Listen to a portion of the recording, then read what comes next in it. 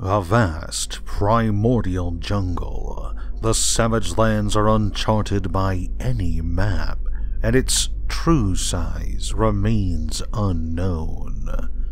Ancient trees tower above the crowded canopy, casting shadows on saplings struggling toward the light.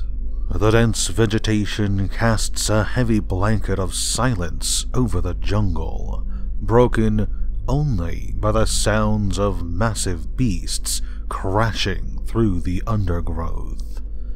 Deep within the jungle, savage predators prowl through the shadows, while vicious scavengers fight to the death over scraps of meat. All those that call this place home, from the smallest insects to the largest tree, must fight tooth and nail for their continued survival. With creatures venturing further and further beyond the jungle's outer limits, wandering into golden fields and attacking villages, the townsfolk have sought out the help of their great protector. Shining knights march into the jungles, hacking down anything that crosses their path. The beasts of the Savage Lands seek out the intruders, preying on any warrior that leaves themselves open to attack. As tensions begin to rise, the jungle itself seems to be stirring, preparing to eliminate any human that steps within its bounds. This is the harshest habitat in Wraith, a massive jungle filled with vicious predators and savage wildlife. Inside a small hollow, beneath the roots of a Haldor, a small pup opens its eyes for the first time. This is a brute, one of the fiercest predators in the Savage Lands. Yet, as he crawls out of the pile of rotting carcasses, he is no more dangerous than a newborn Jakara. Hunger drives him to leave the safety of his burrow, following the scent of fresh blood on the air. This will be his very first hunt, and may very well be his last. Small, weak, and defenseless, the young brute is easy prey for anything that finds him. However, nearby, a pair of Strix lurk within the dense undergrowth. They notice the brute immediately, lunging straight toward the helpless infant. With a wail, he tries to roll out of reach, struggling against the Strix's iron grip. Even newborn brutes such as this one have incredibly sharp teeth, his canines tearing through one of their wings. Their panicked shriek allow him just enough time to slip away, quickly fleeing back to the burrow. He curls up in his pile of bones once more, hungry but alive. Perhaps later he will have better luck in finding a meal. After a successful hunt, the brute feasts upon his prey. However, the scent of blood often draws nearby creatures who come searching for a free meal. Even when he bellows in an attempt to intimidate them, the young brute is rarely seen as a threat. Skera, Paluda, Ankiz, Rawhide, kings of the jungle, fighting tooth and nail in a primordial wilderness. There is no rest, no respite. From the first light of dawn, the predators begin to roam, and their prey must constantly be on the move if they wish to survive. The ensnaring vines and vibrant flowers entice their prey into drawing closer, their curiosity proving to be their downfall. Even after the sun sets, the predators continue to stalk through the darkness, searching for sleeping prey to feast upon. This is a lesson repeated across the Savage Lands. You must always be ready for a fight. If you cannot defend yourself, you become another beast's meal. If you cannot protect your own meal, you go hungry. The brute is up for the challenge, but these predators have sharp talons and massive tusks. Even with the brute's claws and strength, he struggles to hold his own. Yet, while he often suffers injuries, he refuses to back down, either fending off the beasts or escaping with some scrap of food. It is in this endless wilderness that the brute grew up, battered by the constant fight to survive. Some days he is hunted, constantly on the run. Days would go by as he withered and wilted in starvation, hiding from a predator following his scent. Yet others would see him become the hunter, lounging within a secluded den with a full belly. As each season passes, the young brute grows. He becomes stronger, standing his ground against predators, no matter how large. The jungle sees him become a predator in his own right, marking out a place of his own within the Savage Lands. Straying further and further from his birthplace, the brute travels north to lands filled with larger, more dangerous predators. While the prey is plentiful, the beasts here are massive, powerful masters of the hunt. Roars and howls echo through the trees, fragments of bone coating the earth, carcasses scattered across the jungle floor. Toxic fungi, poisonous berries, and meat-eating plants spread across the landscape, preying on the weak and the unaware. However, any creature can fall victim to their primal curiosity. The brute continues to investigate that which should be left alone. Abandoned camps, narrow caves, hollows and burrows and barren wastelands, even the rare trails leading to the outer reaches of the jungle. He finds all kinds of things: metal carapaces, large clumps of wood, handheld talons and massive canines, furs and leathers and hides, shards of metal, carcasses, skulls and bones from unfamiliar creatures. Some things he takes, making a protective hide for himself and a massive spiked club. He feasts on strange creatures with crystalline hides and stone shells.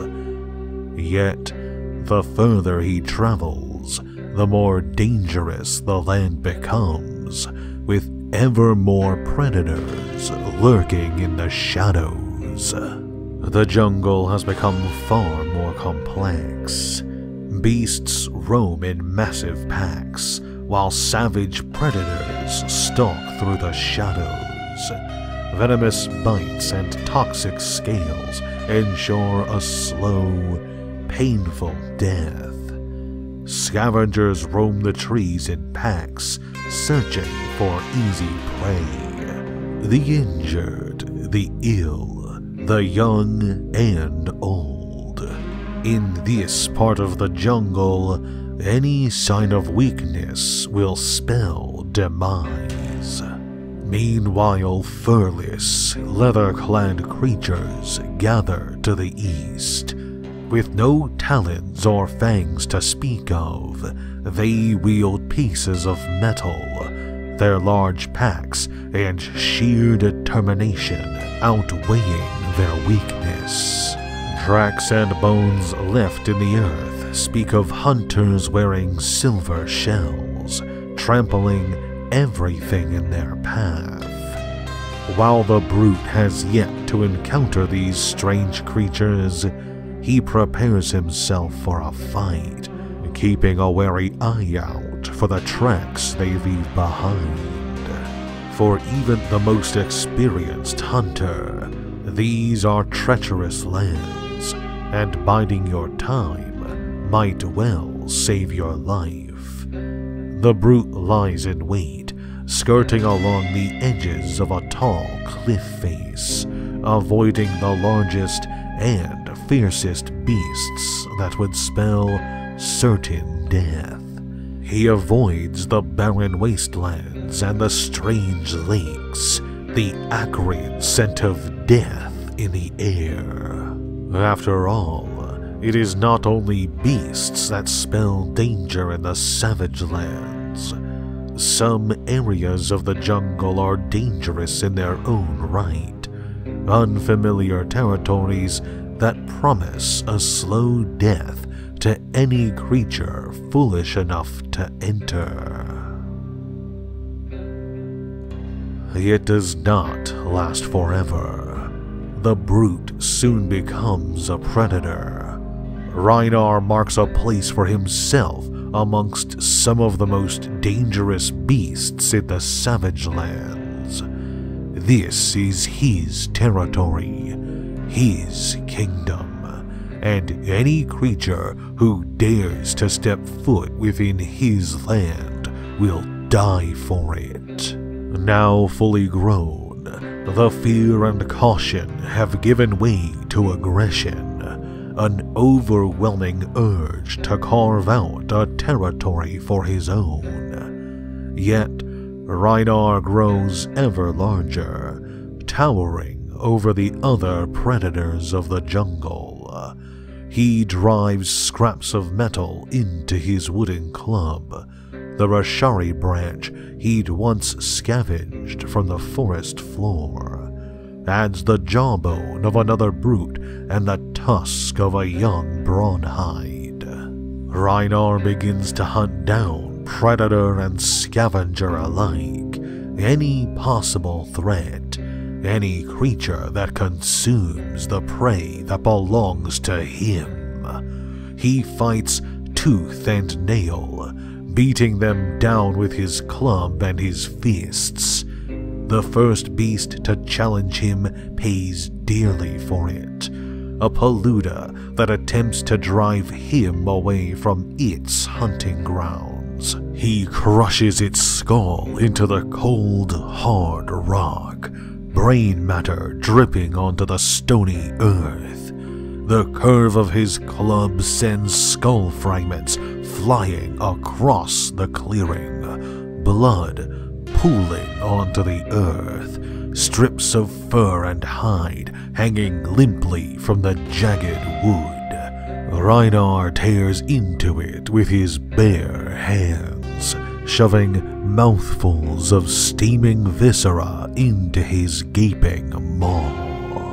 One by one, he destroys any predator on his land, devouring them whole. Scale or fur, crystal shell or venomous fang, he hunts them all. The crack of bone echoes through the trees, creatures fleeing from the overwhelming stench of decay that hangs in the air. Rhynar grows ever stronger on the constant feasting, consuming flesh, cramming the fresh organs down his throat by the handful. The silver-shelled hunters still linger near the edges of his kingdom, elusive, only leaving faint tracks or an unfamiliar scent to mark their passing. Even as he roamed further from his hunting grounds, he could not follow their scent for more than a moment. Despite the warnings he left behind, they failed to retreat, tramping through the jungle as if set on a predetermined path. The hunger drives him further still, beyond the boundaries of his territory. He hunts larger and larger beasts, crushing them into the earth, throwing himself into fights with reckless abandon. Rage overpowers any remaining instincts for self-preservation, abandoned in favor of the steaming entrails that he devours from fresh carcasses. Ripping tusks from skulls with a single swing, toxic scales torn clean from their hide. Not even the venomous bite of a Rekvas can deter him from the overwhelming urge to destroy. His skin turns almost gray, covered in a slimy coating of marrow, blood streaking through his hair, viscera collecting beneath his nails. His rampage drives him ever further from his lands, seeking larger beasts and tougher fights. Reinar's territory grows larger and larger as he massacres more and more creatures in his endless need to consume and destroy. Bones and teeth form a chain around his throat, his body decorated in the trophies of his hunt. Reinar's kingdom is silent, empty. Every remaining creature has fled. Prey and predator, hunter and scavenger, all running from the beast that has carved out a home for himself in flesh and blood. Dusk is the most dangerous time within the Savage Lands. The darkening night would strike terror into even the most seasoned hunters as vicious predators emerge from their dens to stalk through the shadows, hunting sleeping, defenseless prey. In the dim light, a hulking shape storms through the overgrowth, mindless of the racket that it was creating. Reinar returns from a successful hunt, his hide streaked with blood, stomping through the shadows as if daring any nearby beast to challenge him. Yet, as he drew closer to his lair, he caught an unfamiliar scent on the wind, faint tracks marking the earth. Something had entered his territory, a pack of creatures hunting on his lands. Despite their blatant disregard for all warning signs, entering his land without hesitation, a faint smell of fear lingered in the air.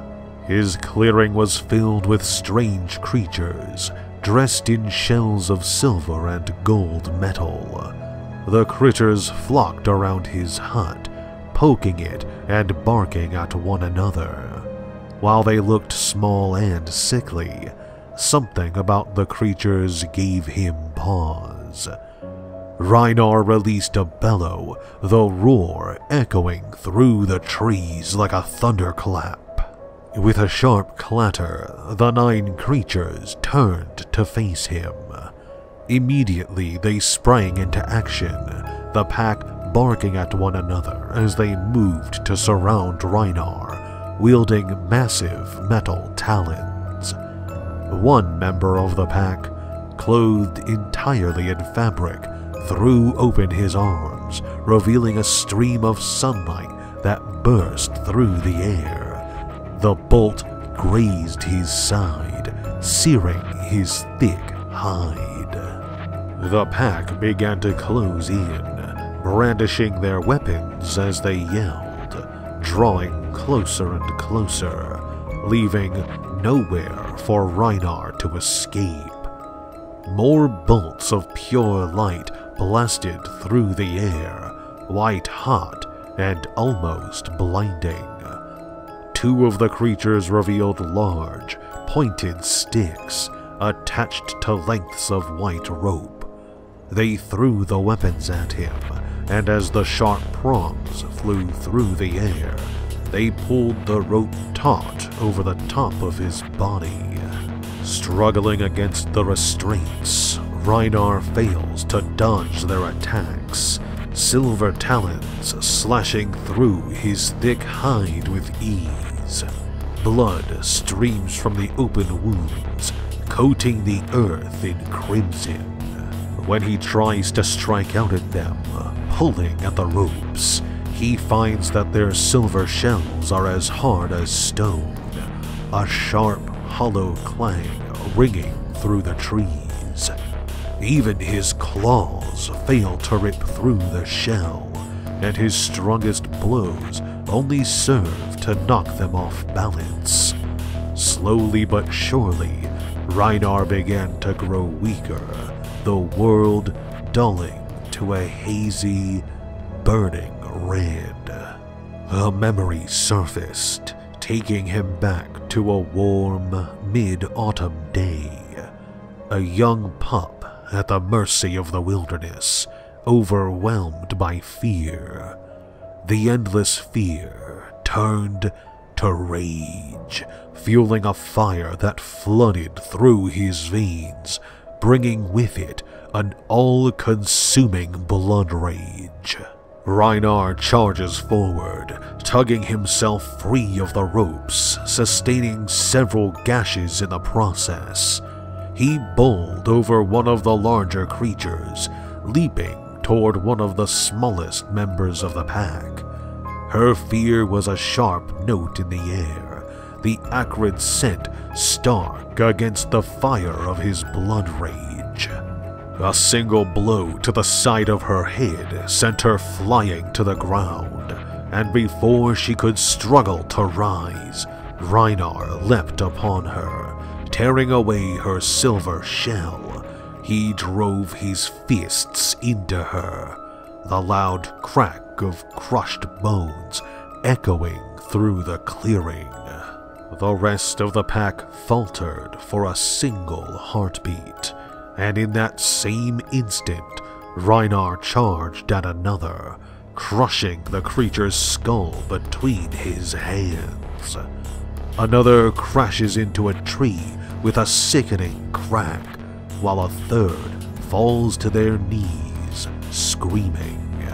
The scent of blood drove him into a frenzy, tearing through the clearing in an unbridled rampage.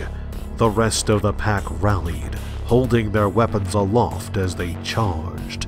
Their talons slashed through the air, one of them cutting Rynar's tough hide, a trail of blood streaming down his shoulder. He stormed into the heart of the fray, ripping one creature's head clean off its shoulders, its corpse dropping to the earth with a dull thud.